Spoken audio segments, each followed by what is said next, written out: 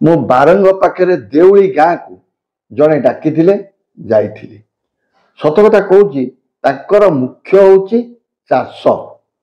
से बिलरे चाष देखिले किते प्रकार चाष कर बहुत प्रकार चाष से देखिले मन खुशी हो छड़ा मुझे घर बुली गुहाल बुली समस्त सहित मिसिली सब कली आ खाया को करथिले मो पे 25 प्रकार आइटम।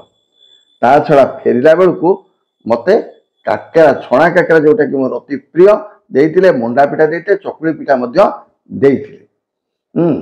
तेणुक सब आर लंग वीडियो मु आपण मानक यूट्यूब चैनल रे छाड़बी। आपण माने देखिए जेमिति हेले केमिति कोन माने चाष केमिति हेइतला, केते प्रकार खाया करते तांको घर द्वार लोक केमितिया आ सबुठो बड़ कथा हैला तांकर जो स्नेह श्रद्धा और भल पाइबा। सत कथा कहूँ मु तांको घर को जाई जो स्नेह श्रद्धा पाई मो जीवन में केवे भूली पारिबी नहीं। तेणु ये जो छणा काकेरा मोर अति प्रिय ताको जो देइचनी मु खाइकरी कहूँ केमती कौन है सकाल जलिया खाऊ